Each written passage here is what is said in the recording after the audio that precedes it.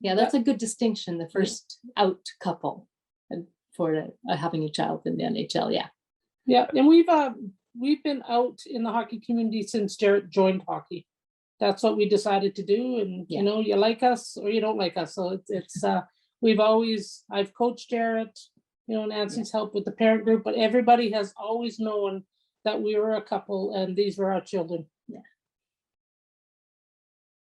I'm Fran Anderson-Dolan, wife of Nancy Anderson-Dolan. Our sons Jaret Anderson-Dolan and Dorian Anderson-Dolan. And I'm Nancy Anderson-Dolan, clearly the other half of this partnership with the same children. So how did each of you get into hockey? I got into hockey. We lived about 10 feet from a rink, and growing up with a huge family, 6 brothers, you know, we kind of guarded that rink till the ice was perfect. And I think I was probably about 3 or 4 years old. That's super cool. And Nancy? Well, my dad started taking me to hockey games at the old corral when I was 6 years old. We had like 4th row ticket seats, and we had season tickets forever, right on through the Flames and whatnot.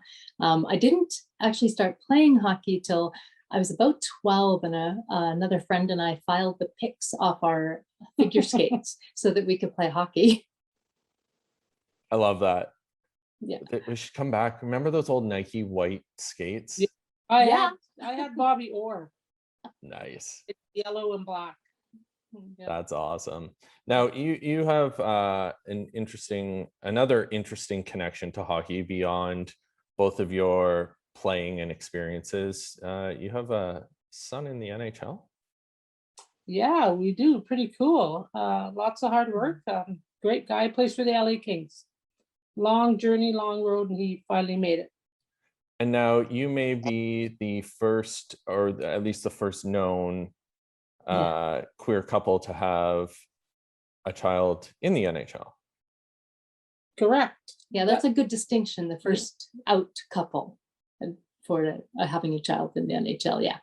Yeah, and we've been out in the hockey community since Jaret joined hockey. That's what we decided to do, and you know, you like us or you don't like us. So I've coached Jaret, you know, Nancy's helped with the parent group, but everybody has always known that we were a couple and these were our children. Yeah. I love that so much, and it's so powerful, and it gives me goosebumps. What do each of you love about the sport? Go ahead.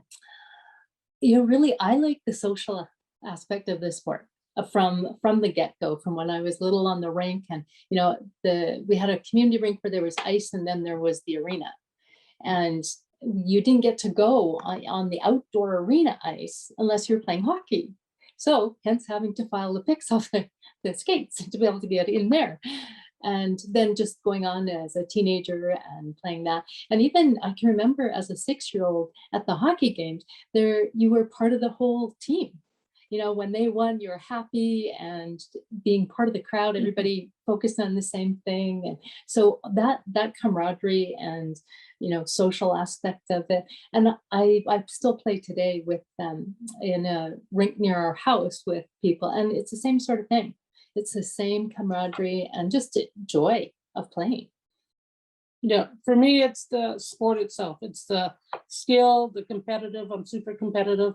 We actually watch the game separately. We watch Jaret play. Nancy goes to her sister's house, and because she likes the fun part of the game and watching Jaret and cheering that. I watch it like I'm analyzing everything. I think it's interesting because, I mean, I've done more interviews than I can count.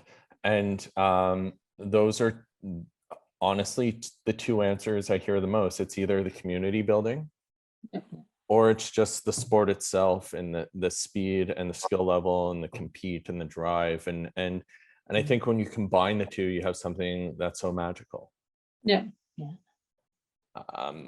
That said, based off your intersection of identities, how could hockey be better for each of you? And also, how could it be better for the LGBTQ+ community as a whole? I don't know if hockey can be any better for me. I absolutely love it. I could watch any team. Of course, I love to watch Jaret play and see him succeed. Mhm. But for the community, I think now it's getting better. You doing what you're doing right now, Jaret being out there with his parents, us talking about it. Yeah. I think the LGBTQ community is just gonna be out and out and out and out more in hockey. Mhm. You know, the Pride nights and yeah, like the Pride night in LA.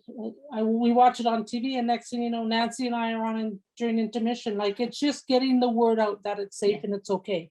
And if it's not, there's people there to support you. Yeah, I think that there's, for me, there would be just those more opportunities because it's still, even when people come to the ladies rec that I play right now, we are scrounging equipment for everybody and that sort of thing. So just the barriers in those sorts of things, like the fees for playing in the rink and the equipment and whatnot, still focus on those kinds of things too. And just the idea, from different cultures that may not have been exposed to it, Yeah.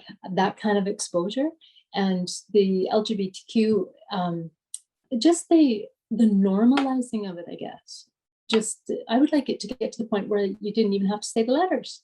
Yeah. It's just so normal, just part of the average thing, like the tall person over there or the short person over there, that sort of thing.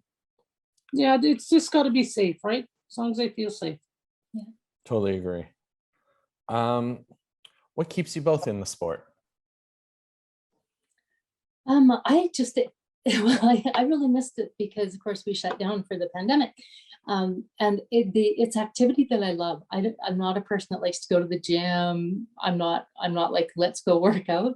But when I go to hockey, I will work twice as hard as I might in the gym and I don't even notice. I'm having such a good time. So that's something that still absolutely keeps me in.